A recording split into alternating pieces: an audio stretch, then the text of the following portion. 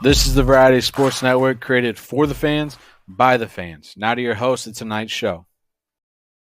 And welcome to another episode here of the Fatboy FadeAway Sports Podcast, episode 145. Joining you here Sunday morning, getting close to the end of July here, July 23rd, 2003. I got Brian, the main man Johnson, with me again, another here. And I got Brandon, that Saffel, with me from Variety Sports Network, the CEO, the man, he runs it all over there. Going to be joining us today on the show. We're going to give him the Fatboy FadeAway treatment today. Brian, we got to run up. We got to give him the full rundown, see if he can keep up with us this morning. Everybody says, you even said it on the intro, welcome to tonight's show. I know. I need to change We're the morning show here on Variety Sports Network, so we're the I need to change that because I did that the other day too. It happened twice. We did a show at like 2:00 in the afternoon and said tonight's show. I'm like, well, it's not really tonight's show. It's like today's show. So I just need to change it to show. I always love that because people are like, man, you got to do it so early. But you know what? When you got the kids, you got to get up early and do it. Yeah. And it's good for a good start of the day there. Brandon, glad you're going to be joining us today on Fatboy FadeAway Sports Podcast. Like I said, we kind of connected through Variety Sports Network. We've kind of linked up over the last year. Glad that you're able to finally join me and Brian on a podcast this morning. How you doing out there? Not too bad. Not too bad. It's bright and early. It's 10 a.m. We've been up since about 7. So we're rocking and rolling, ready to go today. There we go. Brian, how are we doing out there? I'm doing good myself and just ready to have a good podcast. Ready to do some MLB forgotten trades here, looking back at a few over here. That will be fun to do here. First, I got to do my shout outs like I always do. My guys, P Shark, Let's Be Real. They're doing good stuff. 3 the Hard Way, they got a pod today. My guy, Doug, over at House of Agenda, he's going to be doing some college football stuff there. He really works hard. I got to shout him out. My guy, Terrell, over at Relevant Sports. My guy, Seawood and C. Henry, they also put a podcast out. And I just finished the Far End of the Bench yesterday with Jimmy and Nico. They had a funny one as well. So I always be sure to check out those guys as well. A couple other shout outs. My guy, Adam, right? The Rangers hanging on. They're doing well, Adam. Stay in there, my boy Adam out there. Got my guy, Anton, out in Memphis. They've been dealing with it sounds like some electricity issue, some outages out there. So I hope everything's going well out there. My guy, Brian, he joined us on Realism Sports as well. Gentlemen, with that said, let's get right into it. We're going to go right into Brian. Forgotten MLB deadline trades. We didn't do a look back this week. We're not going to do a look back at a game, but there is some like fascinating, if you look at like deadline deals, right? Not off-season deals that were done right before the deadline, just ones that we remember, like usually, kind of fun ones, not necessarily that led to a championship, but give me one of like a deadline deal that kind of stands out to you. I definitely got to go with when Manny Ramirez got traded to the Dodgers in 2008. That's a good call out there. That's a great call. And he was on fire, right, for the Dodgers? Yeah, because they were only 500 when they got Manny Ramirez, and he like totally jump-started that. And if my knowledge holds me correct, I believe they ended up losing to the Phillies in the NLCS that year. Yeah, so they ended up having a really good.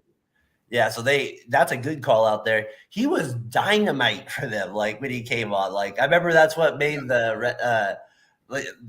Red Sox fans so pissed too at the time too.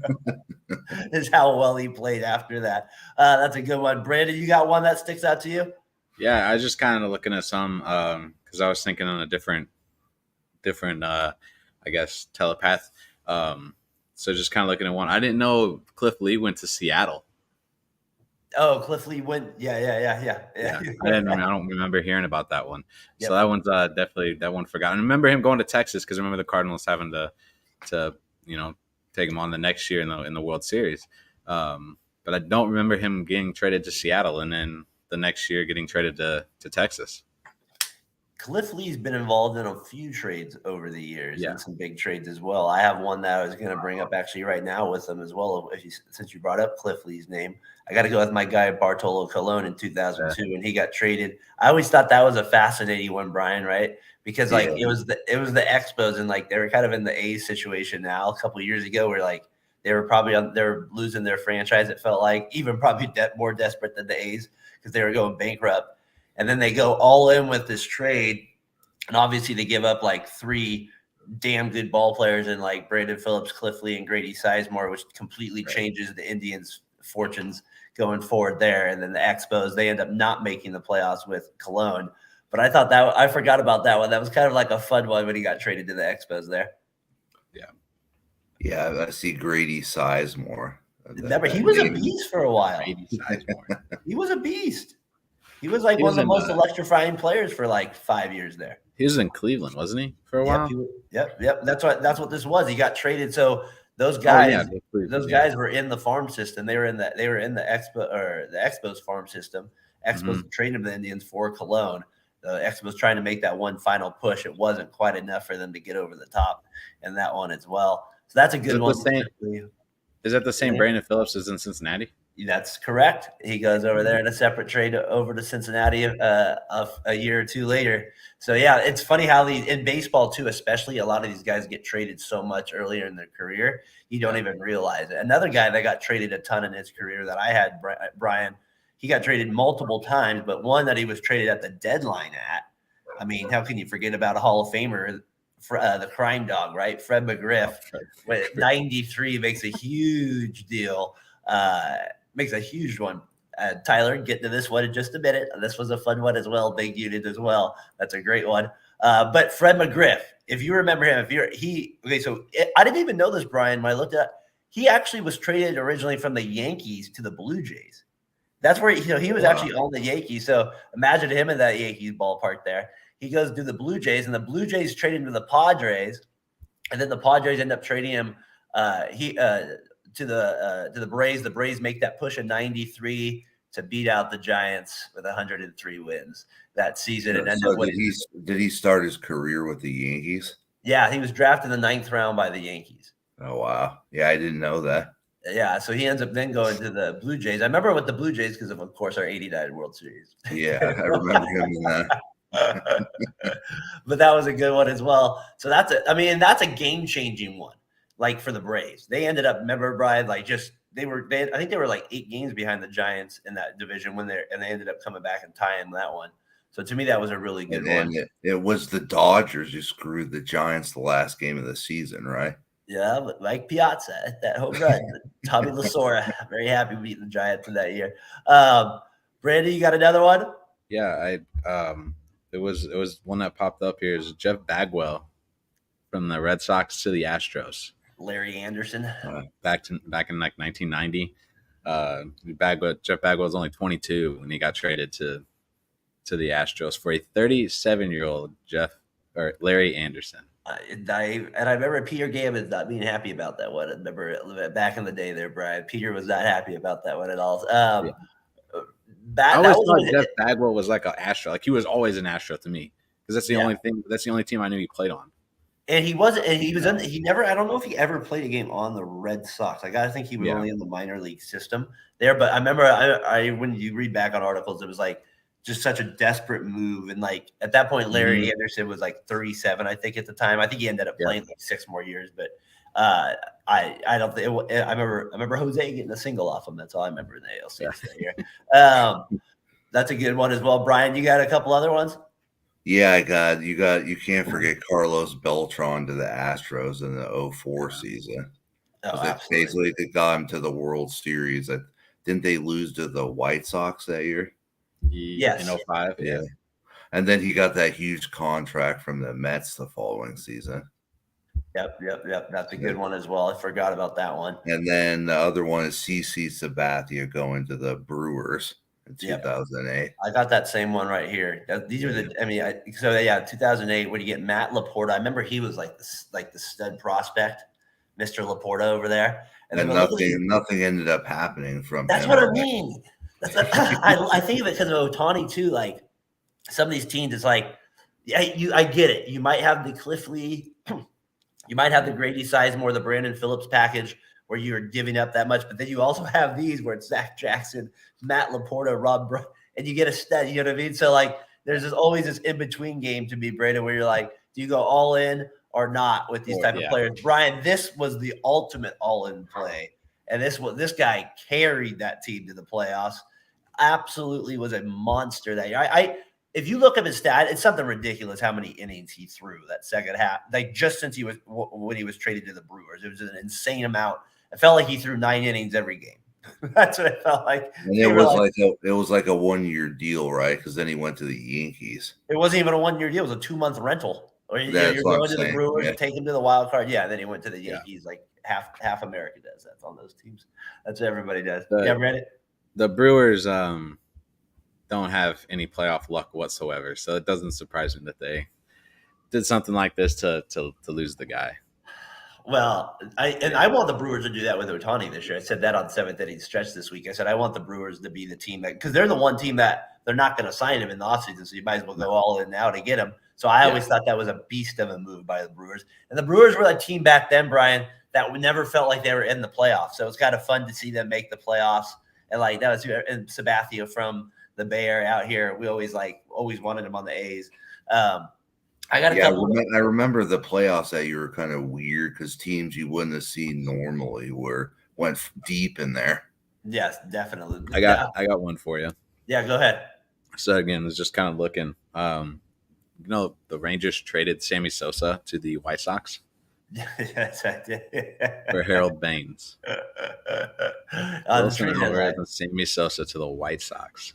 Yep. And then the White Sox I think the White Sox to the Cubs at that point over there.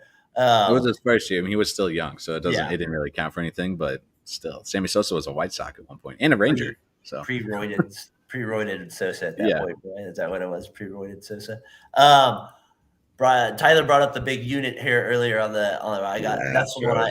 That was a big one. That was kind of a fun one at the time too, because the Astros really were trying to get over the hump. They were kind of like the new team on the block, trying to overtake the Braves a little bit at that time. And I remember I believe they ended up losing to the Braves that year in the NL DS anyways. And then the Braves would lose to the Marlins. But I think that was always a fun trade and one that it was just kind of weird to see Randy Johnson in that Astros hat. Yeah. Brian, going to Arizona the next year. Yeah, because it ended up meaning that Freddie Garcia and Carlos ended up with the Mariners. I remember they became kind of like big pieces to the Mariners in 01. That's the thing about this trade. And then John Halama, remember that day? That was always one of my funny days.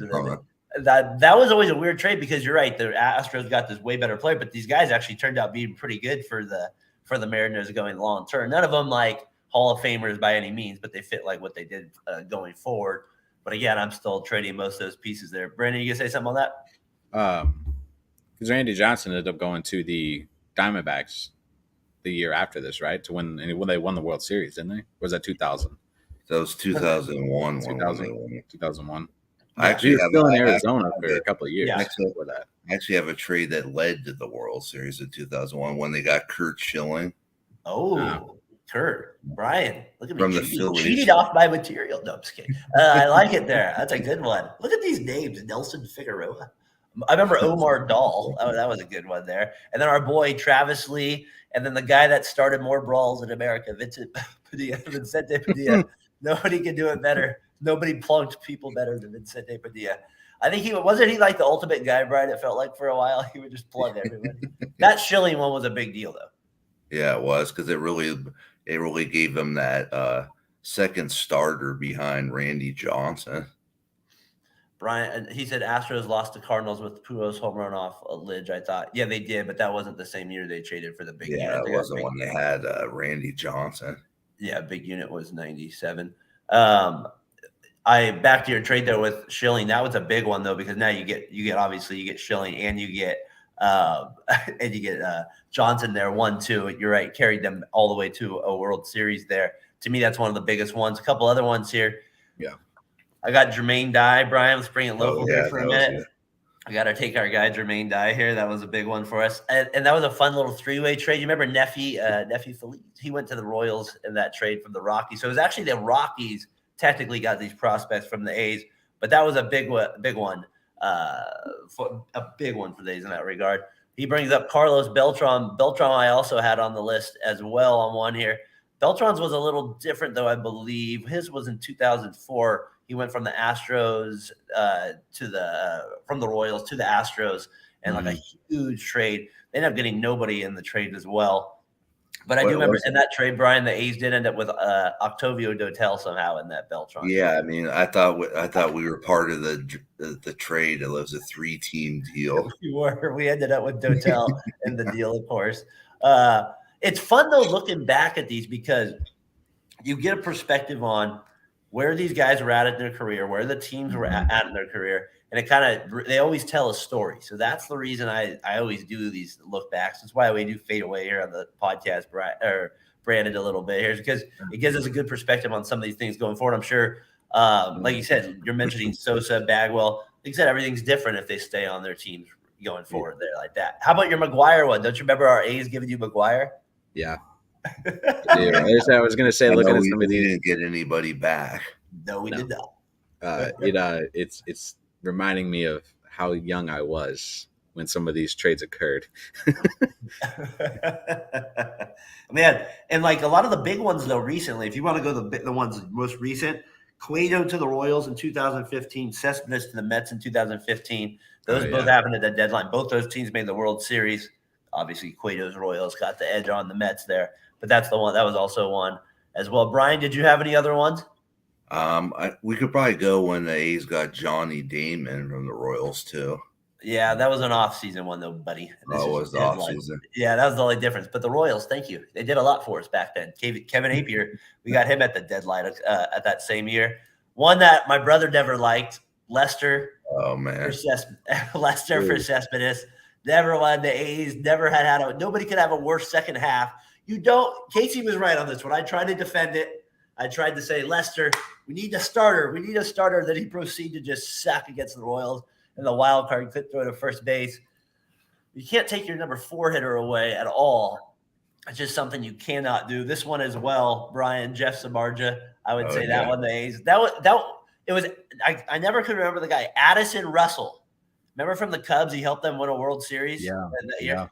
But because that was the A's highly touted prospect, and he never turned out to be actually that good.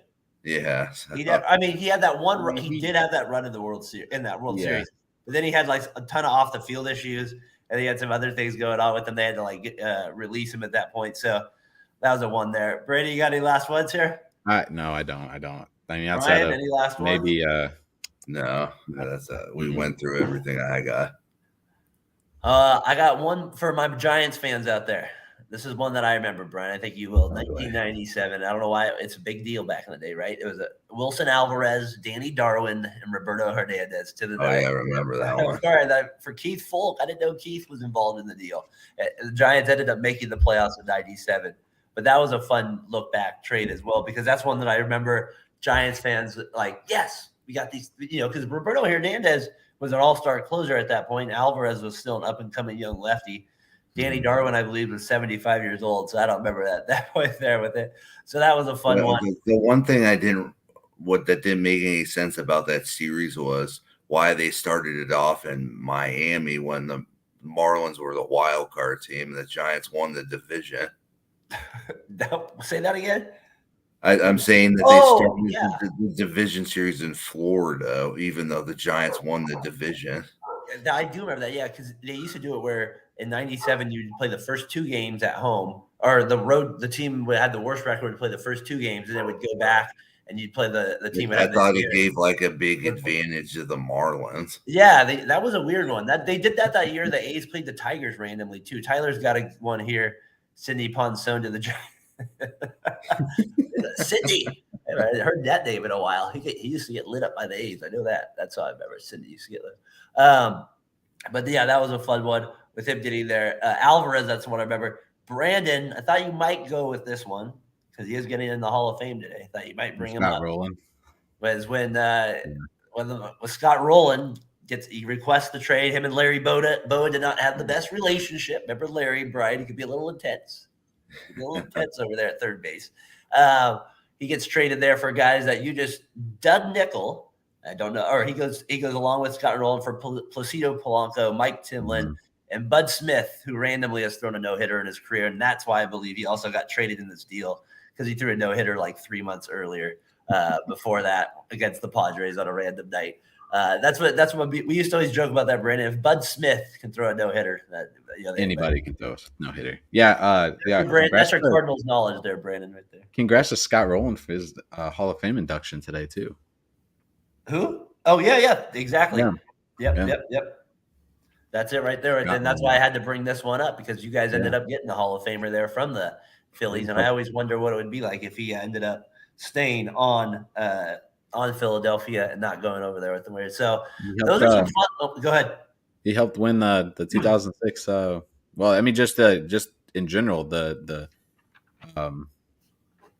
success that the Cardinals had, he was a huge part of it in the early 2000s, late 2000s. Oh yeah, he wasn't a Cardinal anymore. I mean, I think it would have been scary to think he would have been on with the Phillies as a veteran, coming up with like Utley, Rollin, and Howard. That would have been a pretty dangerous 4 hitters right there. But it turned out pretty well for him with the Cardinals. So hard to argue with that. Got in the Hall of Fame with them. Those are some fun kind of look backs. We did that this week because obviously the trade deadline's coming up. There could be some big deals. There could be, obviously if Ohtani gets traded, that would be like something we won't see again. But you see, there are some big names, some big Hall of Famers that are traded at the deadline. Brandon brought up a lot of ones that are in these trades as well. You see a lot of young superstars that might get dealt, Brian, that you forget about, go from change hands when they're younger in their career before really anybody knows about them. And then you saw, so hopefully we provided you with some veteran ones there as well. Cologne, McGriff, Sabathia. Brian brought up Ramirez, which I thought was a really good one as well, because that one carried the Dodgers to the playoffs. So that was fun looking back at some of the trades. We're going to get some more going forward, right, Brian? There's going to be some more going forward here this year, so it'll be fun kind of looking at that. The trade that should have happened was Adam Dunn to the Oakland Athletics, but they couldn't get it done.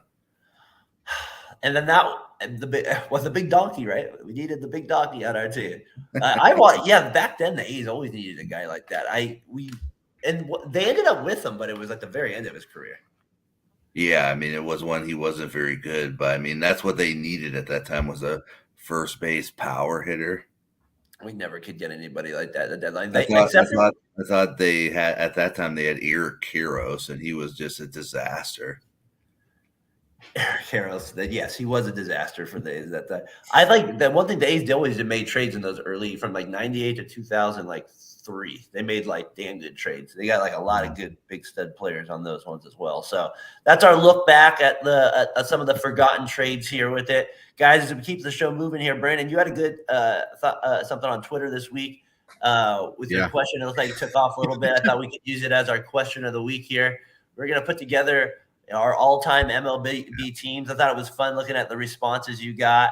You got a lot of good ones.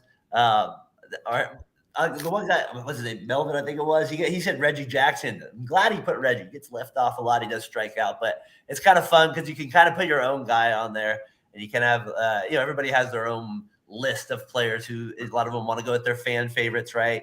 Somebody even put Albert Pujols, I saw, for every answer there, so people can go position with it. So I thought it was fun looking at a good question. Obviously, you probably continue to get some responses on it as well. So I thought it was fun. Yeah, go ahead and take that. Up to last night, we're still getting some quote tweets and whatnot. It definitely, kind of blew up more than I expected, because we've kind of asked those questions before and it didn't get that kind of response. And this one did. I don't know how or what did different, but it's just, I don't know if it was the right time of night or what. But it's really cool to see some of the names and stuff that were brought up and put onto some of the lists. I should say, make sure you use that code VSP15. You'll get 15% off anything in the art gallery over at Row One Brand. The question of the week is presented by Row One Brand. Go be sure to check out some of their art gallery paintings over there. Brian, like we said, maybe Randy Johnson and an Astros hat. Maybe he's available on a ticket stub out there. So be sure to go check out our guys over that Row One Brand. They do good stuff over there. Brian, give me your MLB team here. What you're going with? I'd say my all-time pitcher was just Randy Johnson, because his intimidation factor. Because remember in the All-Star game when he threw behind John Kruk. And then John gave up. He gave up on the at-bat after that. Yeah, that was a funny one. So you go Randy Johnson. That's over Pedro, right? Yeah. You're going with him. Randy was pretty clutch. And then my all-time catcher's got to be Pudge Rodriguez because he's just. It seemed like every All-Star game he was a starting catcher. Yeah, he started 10 in a row or something crazy like that. Yeah. All right, you got him. Who you got? Keep going. And then first base, I know most people probably put Pujols, but I went with the crime dog, Fred McGriff. Wow, I like that. All right, that's a good one. And then probably the least sexiest position at second base, I put the playoff hero from the Braves, Mark Lemke. That's your all-time second baseman. I love that, Brian. I like Mark too because he's like one of the rare guys that used to wear a hat underneath his helmet. Yeah, we need to bring that back. Somebody needs to wear the hat under the helmet a little bit more.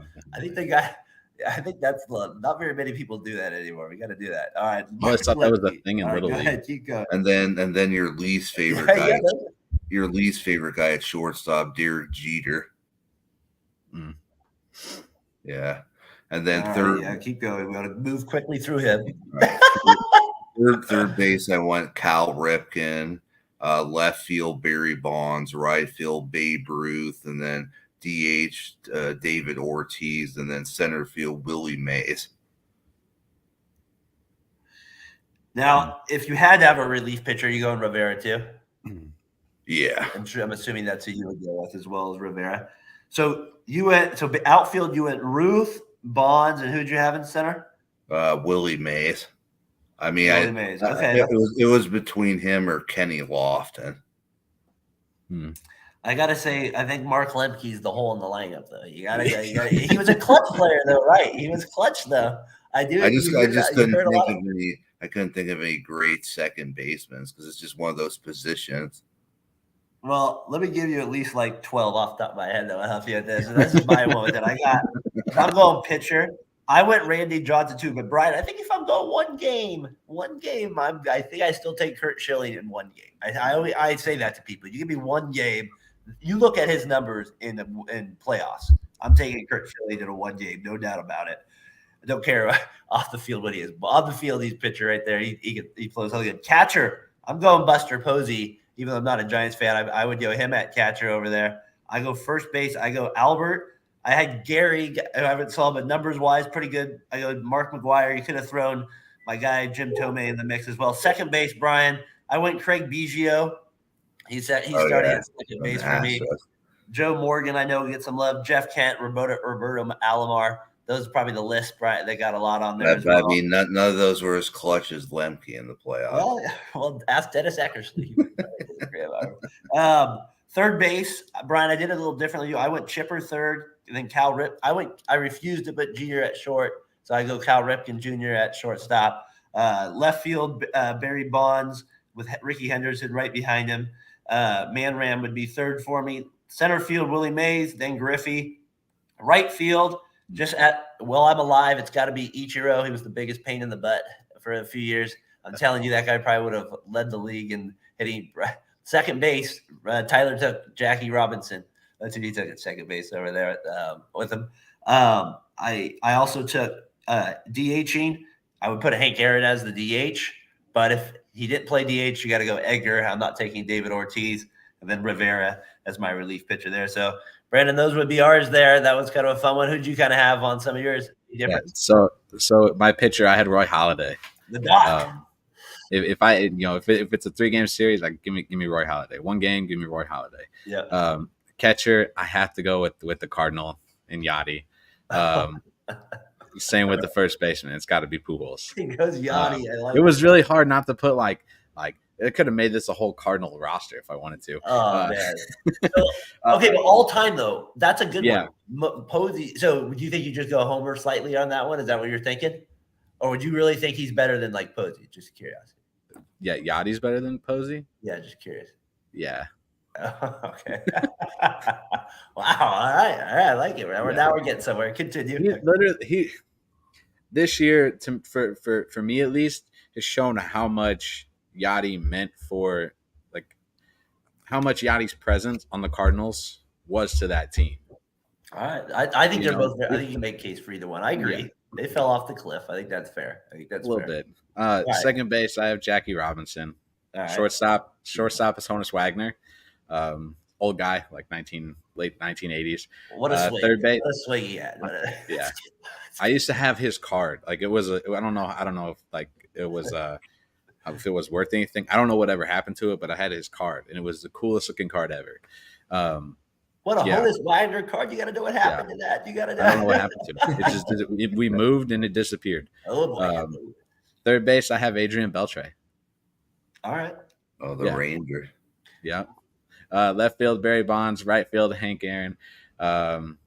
Center field, I'm going to go Ty Cobb, and then my DH, I'm going Ohtani. Ohtani, that's a good one. So Cobb over Willie Mays because he can spike people better. Is that why? I was looking at more of like the some of the stats and stuff, and he was right there with them, and he was like he was a good choice too. I mean, they're both good choices. They're hard not to,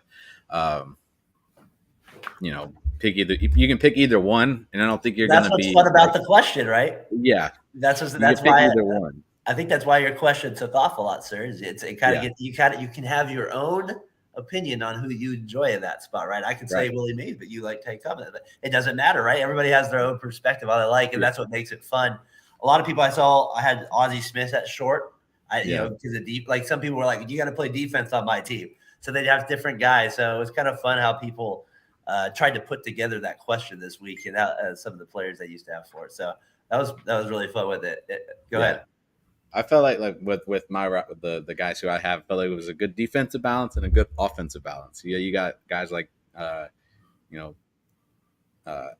then you got Bonds, and you also have your quick leadoff guys like Hank and Jackie to kind of throw in the mix. So we're gonna defensively, and you got probably one of the best defensive catchers in baseball is in Yachty, and in the outfield, and you have Ohtani. It's hard. It's hard to. I mean, I feel like that's a solid lineup. It'd be hard to beat. Can I read off some of the ones that you got comments in on this? I thought it was kind of funny. Some players we left off. Like I said, my guy Savage over there at Treat the Hardaway. He had some of our same ones. He had Yachty as well at catcher, but he said it's a favorite. He kind of did his on favorite players. Brian, I hadn't heard this name in forever. Second base, Dan Ugla. He went Dan the Man Ugla. Second base. He got a little bit of crap for that sexy position. Yeah. He did go Tejada, so I respected the Tejada pick at shortstop. I probably should have gone there. A couple others and you can't go with Manny Ramirez for his defense. He's just there for his offense. Oh man, what a cutoff though! The diving cutoff. I mean, can you get any better than that? I mean, what a play! We got our guy John in here from out of your Falcon Mind. What's going on, John? John was with us on 7th inning stretch this week. Maddox would have been a good pitcher for that. Oh, for the all-time team? Yeah. Brian took your boy Fred McGriff there, John, on his all-time team there as well. Maddox would be a damn good one. I'd be curious, right? Like Braves fans, I still feel like if you had to ask Braves fans which one they would trust in a one-game series, my guess is most of them would still pick Smoltz. That would be my guess if you're asking. I saw this stat on Maddox the year they won the World Series. I guess he was just unhittable. He gave up barely any home runs. I was thinking that Indians Braves needs to be a rewatchable at some point. We need to check that series back out again. That was probably a good one. Tony Fernandez somewhere. Oh, we got to go somewhere out there at second base. And Carlos Baerga. Yeah, he was one on there as well. I got this one Doug put in. I like some players he put out here, Brian. Second base. You talk about a classic. This is a Reds name. Brett Boone and the Mariners. Remember him? Oh God, I remember Brett Boone. Barry Larkin. He got some love. I always feel like I forget about Barry Larkin. I always forget about him way too much because he was too young. Tony Gwynn, like you said, the outfield's like it's a who's who. I mean, you basically could just throw any name out there. It's like you're probably going to get somebody right. And Mark Lemke at second, I can give you some crap for, but everybody else, John. Brian took Mark Lepke. You're on. He's a Braves fan. He literally said Mark Lepke was his all-time second baseman, the guy with that. So you should be very proud of my man here, Brian, for taking Mark Lepke. Four triples in the 91 World Series. That is four. That's when they had bigger gaps, Brian. That's why bigger gaps. Ted Williams, I know he left off. My grandfather would be killing me, slapping me in the face. You got to take Joe DiMaggio. What are you doing? You got to take Jolton Joe because of him. There was one that was the whole list was just Yankee players. I'm sure you could do that. Like it's like the Lakers. You could do your whole list of a team like that, and they'd be like just absolute studs at every position. It's like a who's who. That might be the next thing. Yeah, no, that's a good one there. If you got that as well, that's a good series to rewatch there. A couple other ones here. We'll get out. Ryan Sandberg, we left off. Brooke Robinson at third. George Brett. I got to shout out my guy Tyler. George Brett, he took him at third base. I was kind of shocked by that one, Brian, that he took George Brett. But I thought that was a good choice there.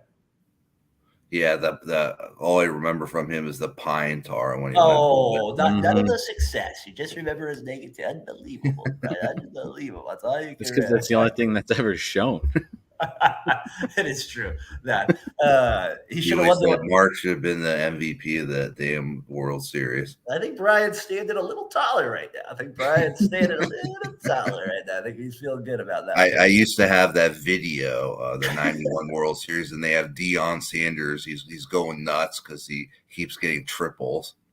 Deion '91 World Series. Will they make the World Series? Oh, that's the Twins one, right? Yeah. That's the Twins. Because he joined the team in '92 when they played the Blue Jays. Okay, that's what it was. Yeah, Deion. He also had the hat underneath the helmet, which was also impressive to me as well. So that was good. Brandon, credit to you, man, for that question of the week. That was a really good one this week. Sponsored, presented to you by Row One Brand, Variety Sports Network. Proud to be partners there with it. It's fun doing the baseball stuff like that too, with like looking back at some of those old players, though, guys. Like I said, like you know me, I'm a history guy with sports, so I love doing that stuff with it. And like I said, just the discussion it makes, and just bringing up all these old players and evaluating them and having good conversations about them instead of just like talking louder than the next person. Like it's kind of fun to get the discussion. Like even like your boy Mark there, Brian. I would have forgot about Mr. Lemke, so it's good to get those kind of discussions with those things for sure. I think that was my favorite part of the whole thing is that there was no like once your list went up, like nobody really argued about it. Like it was just like a nice, like conversation you'd have in a room with a bunch of sports fans. Like there was no huge bickering back and forth with each other. It was just kind of nice to see all of them come in and to still see it getting likes and that's cool. quotes and seeing some of the lists. That's pretty neat. One name that was left off a lot, I didn't see him on very many, and it kind of made me smile a little bit because he plays for the Angels, is Mike Trout. You tell me 3 years ago he would have been on that list, most of those people's list. So I don't know. You can thank Ohtani. You can thank Ohtani for that. Yeah, probably so. Ohtani just taking over the world. Yeah, with him at pitcher and DH over there. I don't think it's that. Is it just you forget that Mike Trout's on the Angels? Yeah. They never made the playoffs. Yeah. And it feels like he's been banged up the last couple of years too. Mm-hmm. Couple 10 years. Or even the last couple of years, he's been really banged up. Yeah, no, for sure. He's been up there too. I got to show one last one. My guy, Roberto Clemente. I know he was on a lot of lists as well, so I got to say his name as well. Hall of Famer out there, 3,000 hit club. All right, as we move on from the question of the week here, we get towards the second part of the show. We'll get some NFL here in a second. I got to go real quick here to my Warriors just real quick. Draymond Drama real quick. This is just going to be my little soliloquy. You guys could answer for a sec. Okay. As long as you perform on the court, at the end of the day, Draymond, that's all I care about. All right. That's all I care about.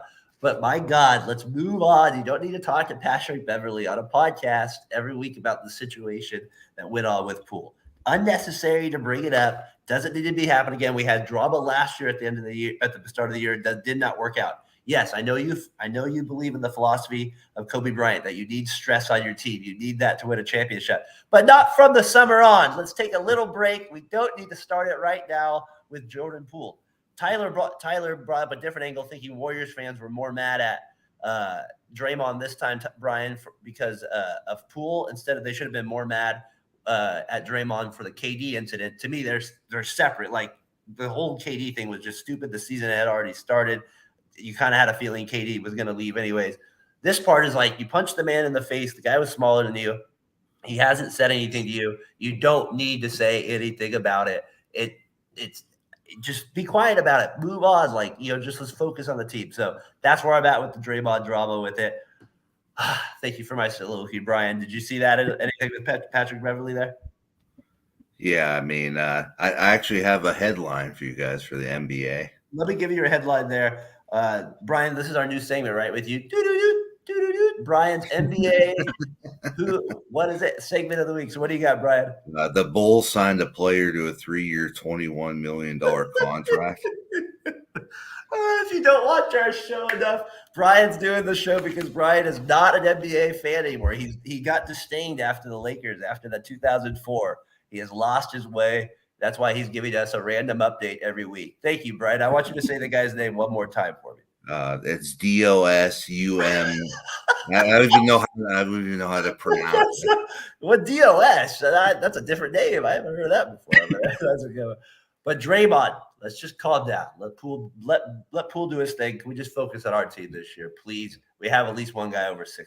So I'll chip in with this. I feel like we were talking about the other day with somebody that it's always one team that you hear about. I don't remember who it was. I was talking with the guy from Arizona from PHNX Sports about Arizona and the Coyotes. Like it's always Arizona. I was like, I always feel like it's Golden State now. That's the only team you hear about anymore. If it's not Golden State, it's LeBron. He's not even a team. It's just LeBron. If it's not Golden State, it's LeBron. Like that's just kind of like the comparison. And we don't need it right now. There's nothing we need right now with that. So that's my thing with Draymond there. Guys, will running backs ever get paid consistently big again? Is it Brian? Is it ever going to happen? Do big stars need to hold out then? Do they need to work? Do they need to form a union? The running backs need to. Kind of like what Hollywood is doing right now. Yeah, they do. They take the Hollywood approach.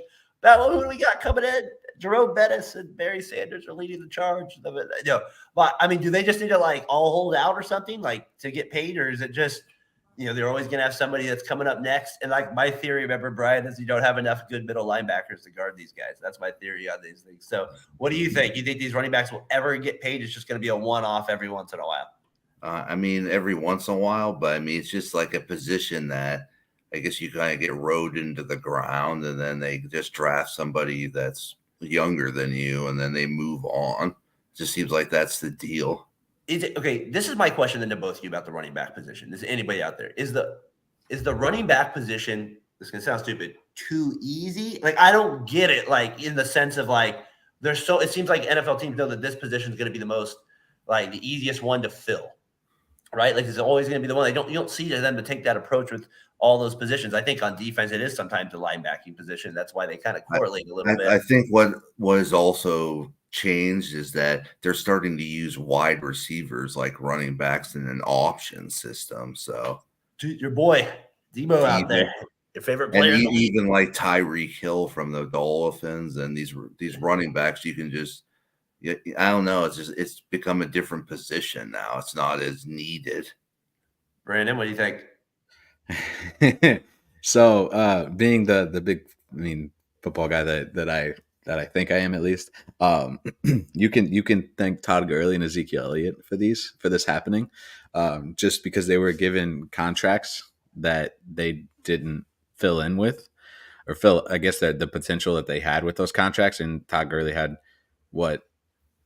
3, maybe 4 games, 5 games where he had, in that next year after he got his big contract where it was okay, maybe this was worth it. And now, I heard it yesterday when they were talking about on ESPN, on the radio, and they said that Todd Gurley was out of the league after he signed his big contract with the Rams before his contract even ended. That's how quickly. And it wasn't because of it was because of the production. You've seen it with Ezekiel Elliott. You've seen it with some other guy like Eddie Lacy. Eddie Lacy got a big contract too. Was it Green Bay? And he come out and he was 40, 30 pounds heavier than he was before. But yeah, you're kind of seeing more of the hybrid guys. You're going to see. I don't think we're ever going to see running backs get those big contracts anymore. A lot of that has to go with the running back committees. I find it interesting that the Niners are the one team that pays their running back $16 million because Kyle Shanahan's the coach and Mike Shanahan, his dad, is kind of the original guy of rotating running backs. He's Terrell. Remember Orlando Scary? He helped me win a fantasy football league one year. They used to rotate Mike Anderson. They used to have all these guys. Or Clinton Portis. Yeah. Now, Brian, it probably has a lot to do, obviously, with the Niners quarterback position. right? So they put a lot more faith in their running back. But yeah, we'll be curious how many more teams pay. Like even like John's guy here, Bijan Robinson, like going down. Let's say he's a good player. Do the Falcons pay him, or do they just say, okay, he's already had his 4 years, 5 years? We need to get a next guy up so he doesn't get hurt? Because I think my question would be, I don't even know the answer. I'm just thinking out loud. Is I can't remember a team that's won the Super Bowl that's led the league in rushing over the last. You know what I mean? Like where like that directly leads to the Super Bowl. So the problem is you have guys like Mahomes in the league now, Allen, and those guys are going to be getting the ball more to dominate and to try to win. That's where the money's going to go, and you're going to surround those guys with the most option. And it just feels like they can replace that running back position ridiculously easy. We need better linebackers, Brian. Yeah, exactly. We need to tackle better. That's the thing. So we just saw yesterday that Bryce Young, we talk about the contracts and stuff. Bryce Young got his contract fully guaranteed already, and he hasn't even stepped on the field yet. Right? The young running backs that are coming up are going to have to do that. Yeah, they're going to have to be like, I want my money right now, because in 4 years, when you're like, we see this new college running back, we see this new guy out of, Alabama, Georgia, Texas, he's the new guy. So we don't need you anymore. Those guys are going to have to get their money right away. It's not going to be, 20, the prime years for a running back has just went from 28, 29 to 23, 24, like that quick. What do you think about Tyler here, where he says, what if running backs come out of the draft and can't be drafted and they go straight to free agency? I mean, that might be something that they try to work out down. I think the NIL will have a lot to do with this. Interestingly, like I think like if you're a player in college, right? This guy brought this up this week on the podcast I was on Wednesday. Mm-hmm. He was saying maybe if you're smart, like these guys would be almost more inclined running backs. If let's say you have a big year at like a smaller school, you transfer to like Oklahoma or something like that, make a ton of money doing that, just stay there. You'll make more money than it's an interesting thing. Maybe that changes how the contracts are given out in the NFL if more guys are willing to stay in college to make more money technically. I think we'll see that anyways. I think you'll see more college players staying in at their schools that they're at. Because they can make more that reason, because they're going to make more money with the NIL deals than they are, off a rookie contract. Yeah, that's crazy to think about. Yeah. I thought it was funny that Lane Kiffin came out this week at SE Media Day and said he had an issue with he said college football's a disaster right now. It's like, Lane, Al Davis. I think he thinks you're a disaster. I know that. I think what was it, Al Davis famous for bringing out the old thing right there? People could see him. So Brian, running back position, Dan, we kind of talked about that a lot here. It'll be interesting what Jacobs and Barkley do. Do they hold out? They stay strong? Probably not. They both would be giving up $10 million. But I mean, look at the Chiefs. I mean, what year did they actually have a legit running back? And they've won 3 championships. That's the point. That's the thing. Like what team is really what stud running back has carried their team to the Super Bowl all the way? Like I just can't think of right off the top of my head. And they won it, and they won it. Yeah, and he was. I get, I don't know if he was the injured. They probably did lead the league in rushing that year, or came close to it, but I just can't think of a team that's done it that year. Or it's hard. You got to be able to throw the ball in the playoffs now. As much as you need to be able to run the ball, right? We always say that time, that matters. But obviously the game's changed a little bit too. Tyler's got here. It's too easy to pass in the NFL with the rules now. You can complete 4-yard passes at 80%. I agree. Cornerbacks are they're basically screwed in some ways because they get penalties for just anything. I think that position's ridiculously hard to play too. Yeah. I had something in my head and it slipped out. I don't remember what it was. Well, when it comes back, we can find it in this next segment. All right, Brian, it's our new segment here to get to winners and losers. NFL training camp irrelevant story updates. What do you got for me this week? Shanahan basically kind of wanted to show the media they don't know what they're talking about. I don't even know if Shanahan was lying, but he said the quarterback position isn't set in stone and that anybody has a chance to compete for the starting job. I don't know if he's going Bill Belichick on the media or not. Even Sam Darnold says he could be the answer while Brock Purdy recovers. I don't know. He just says we're in a great position because we have 3 good quarterbacks. All right. Sam Darnold is a good quarterback. It's not saying as good. A lot of people don't believe it about here in the Bay Area. We got anything else? Makes me laugh. Trey Lance, a lot of people when they get the second round pick to the Falcons, I thought he was going to go to the Falcons this week. It felt like they used that as a storyline in one of their podcasts when I posted that picture. There you go. That's good. I did see that thing with Shanahan though. He's talking about how he's excited that they have 3 good quarterbacks on their roster, and it's like, but do you? Like that's the question: is do you? Yeah, I mean, you just don't know. Like if basically Purdy's going to keep it up what he did in the second year. It's just they just have a lot of question marks at quarterback. You were worried about teams seeing the tape, Johnson. They got the tape now. Let's see if he can respond. Let's see. Exactly. I think my favorite. I mean, I know you guys are big Niners, or at least. Well, I don't know if you're a Niners fan, Raiders fan. My favorite statement is every single time somebody talks about it, like Trey Lance gets brought up in a conversation, it's like, oh, he's going to be better at this 2 weeks of training camp. He's going to be better at this 2 weeks of training camp. It's like, well, what's the difference between this training camp and this training camp? Like, exactly. It's like there is no difference. Every week's just like because somebody makes a good catch, it always changes. So there's that, Brian. And then the other storyline is Rodgers showing up to Jets training camp, and there's no drama this time. Well, we're only 3 days in, Johnson. Give it a little time. We got to give it a little time. We're just starting right away. We just got to give a little time with it. He got a haircut this year, so he's like clean cut, looking original Rodgers. Maybe he was in that dark room. Was he in that dark room in Oregon? It helped him see the light. Now he came out. He's feeling refreshed. He's feeling good out there, away from Wisconsin air. He's out in New York. And one of the meaningless things is like this Madden rankings thing. Like, you're not a fan of the Madden rankings? No, I'm not. And you can tell ESPN Sports Center just hypes it up. Yes, they do, because that's the demographic, Johnson. You got to be able to get it. Kyle Shanahan looking like a president, man. All those guys, you start coaching for more than a few years, you start to get those gray hairs popping out. It's all the Trey Lance drama. That's all it is. Hey, look at my guy, Steve Curry. It looks like he aged like 50 years with the Warriors. It's since 2015. Brian, 5 rings are worth it. Exactly. If they get I love those Subway commercials he's in. He's in a good one. I also have new uniforms, right? We got our Seahawks going back, Oilers. It looks like they went back. The Houston thing, a lot of people were kind of thought that was funny. The Colts.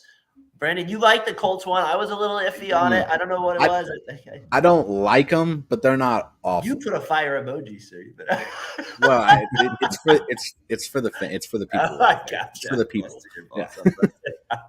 I guess that's a question for you, since you're a Colts fan. Do you think they should just go with Colts fan? No, he's not a Colts fan. I don't have a favorite NFL team, but I'll listen to your question. Well, I guess the question is, do you think they should just go with Richardson, just because they don't have a very good team? Just give them reps. Yeah. I don't think that'll be something you'll see at the start of the season, but I give it about 4 weeks, which just seems to be like the normal for like a rookie quarterback. Like they give them like, hey, you got 4 weeks before we're going to throw you into a game unless something happens. I would imagine by week. Huh? Who's the backup for them again? I have no clue. Is it Dalton? He was the backup. Remember, he was Hurts' backup last year. What's his name? Oh yeah, that guy. Yeah, he started in Jacksonville. Remember, he was the starter. Nick Foles? No, he was the starter before. Let's find out. Lawrence took over. Come on, Johnson, help me out here. That's easy. David Garrard. No, I'm just kidding. No. Sam Ellinger and Gardner Minshew. Gardner Minshew. Just say mustache, Johnson. We would have got it. Yeah. Just say mustache. Better clue. Or I could say the guy that can throw to the mountains. There, exactly. Yeah. It's like if you're giving my brother Casey directions, you don't tell him what street. You just say the McDonald's off by the Ace Hardware right there, something like that, right? You don't do that. You just do that. All right, so that's some good ones. I got the uniforms with it. Will Levi's the Tennessee Titans. Looks like he might be the starter. I always think those are funny. So those are our irrelevant stories for the week with the NFL. You get a lot of them. They're going to really start to heat up a little bit more as you get closer to the games here in training camp. But everybody's trying to make news with these things and what's big and what's not. So I just find it funny, Brandon, Brian, when all these kind of stories come out and these battles and that type of stuff. But I do like the fights. The veterans report for the Niners next week, so we'll see. That's where it gets serious, right? When the veterans start to get to the training camp.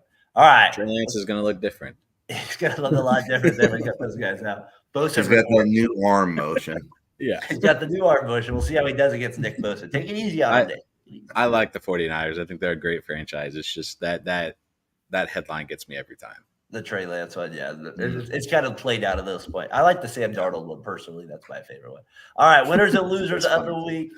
Johnson, let's give you the edge. What do you want to go with first? I'm going to go losers. I can't stand people that instead of going in a parking spot straight, they decide, oh, I'm going to back up. So it like slows everybody down. And it's just like, it's not what you're supposed to do anyways. And it annoys the crap out of me.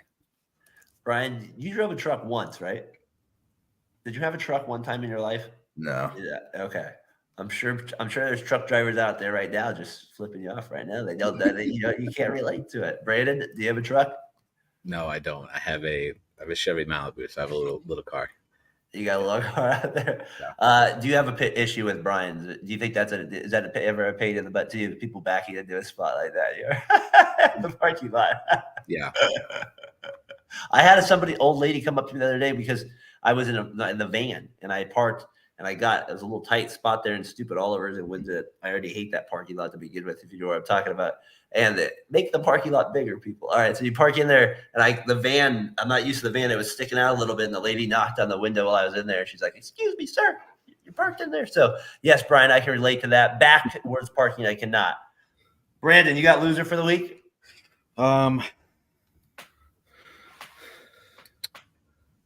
not right now. Not right now. Give me a minute. No loser of the week. All right. No. All right. Well, that's a good thing. That means you have good positive energy on your mind. I got NBA photoshops during transactions on Twitter. These photoshops got to be better over there. People, you got to do as funny some of the faces they put on there. British Open. I don't even know what the hell's going on. It's starting at midnight, I think. I don't know. I can't even watch it. The British Open sucks, Johnson, at times. I never can watch the British Open ever because it's up way too early for me. And what to start like at 4 a.m. Thursday, 4 a.m. our time? I can't even watch it. Are you kidding me?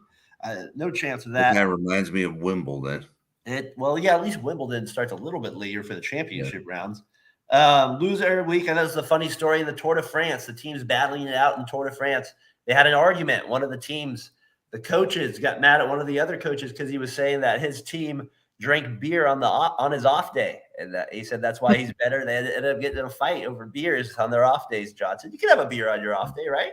Yeah, exactly. You can't be calling somebody out for that. I mean, even if it's Tour de France, maybe it doesn't help them win, but they could have a brewski on their off day. They're biking 24 miles. I'm sure the calories. Yeah, I'm sure they can afford it. So I thought that was a good loser of the week there with it.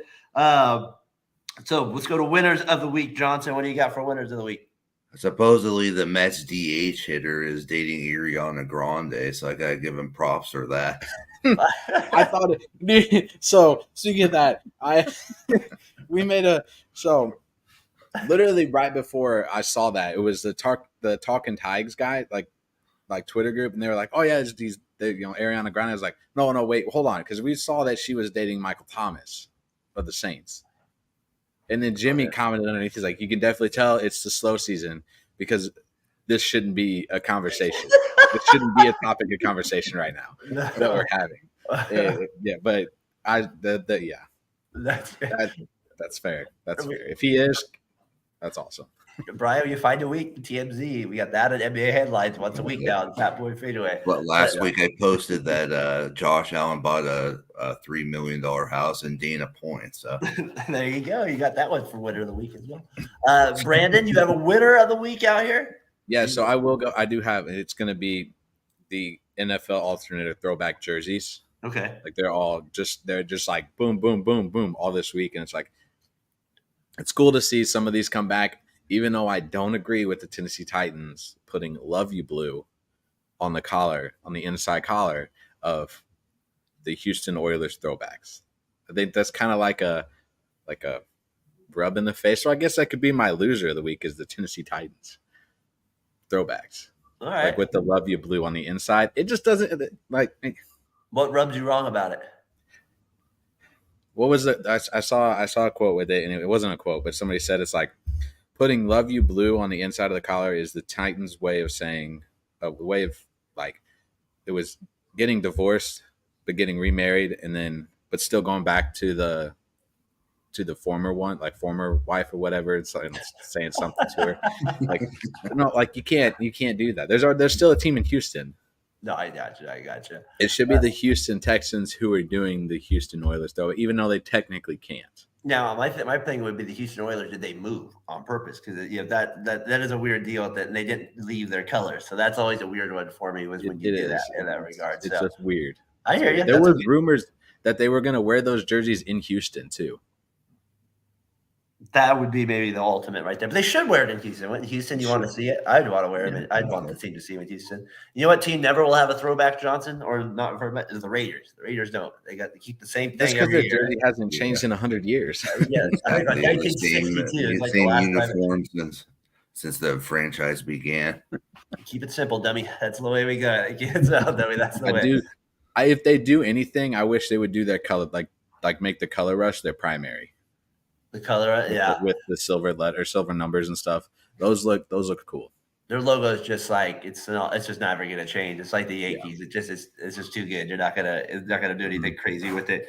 When are we gonna see Jimmy come out? Maybe soon here. Winner of the week here. I got Bryce Young gets paid $37.9 million. Nice job there. Titans, they get Hopkins. Lionel Messi hits a game winner in soccer. If you watch any soccer, it'd be like Curry going over to play in Europe and then just hitting a game winner. It's like 1 second left. Obviously the competition's down, but it's a game winner. It's still a game winner, regardless where you're at with it. Ohtani's bat flip. Amount of celebrities at that game. Yep. Say that again. The same amount of celebrities. Kim Kardashian was there. Oh, they were all over there. Yeah. Ohtani with the flip. That's winner of the week. Harden's fat suit talk. That's winner of the week. Jacob Evans, ex-Warrior, wins it. And a horse. Fred McGriff, Scott Rowland, they get in the Hall of Fame here, so I got to shout those guys for getting in. Even though I don't necessarily agree with Scott Rowland, that does get in. Still got to shout him out. It was a hell of a ball player for sure with it. So, gentlemen, that's the podcast for this week, episode 145. Brandon, you're doing a lot right now, Variety Sports Network. What we got going on? Where can we find you at? What's up? So you can find just my personal page. You can find me at Coach Saffel, or you can also run the Variety Sports Network page. You can find us at Variety_Sports_ on Twitter. If not, you can find us on YouTube, Facebook, wherever. Just search Variety Sports Network. If you even search in Google in like just your search thing, a lot of our stuff will pop up. You just search Variety Sports Network. Basically anywhere you'll find us, except for Threads. We still have Threads, but we just don't use it because it was a waste of time. But yeah, we have a lot of fun stuff coming up. So we're excited. We were talking the other day, talking to Gridirons, getting planned out. Got some stuff coming up. Getting excited for that. Saturday Showdown starts August 3rd. That's only like a week away or so, week and a half. But other than that, there's tons of awesome stuff coming that we're excited about. Yeah, we got 7th inning stretch. I mean, Josh at the heating up next week at the trade deadline. They got playoffs coming around the corner there. So we got that, and we got talking the Gridiron. I know Brian's going to be joining us with as well. So it'll be fun. Brandon, thanks for taking your time out your morning to join us today on Fatboy FadeAway Sports. Brian Johnson for Brandon Saffel. I'm Darren Breyer. Till next week. Peace. Hey, this is Brandon, CEO of the Variety Sports Network. Thank you again for watching tonight's show. Best way you can support us is by hitting that subscribe button, that like button, and hitting the notification so you don't miss out on the next show right here on the Variety Sports Network.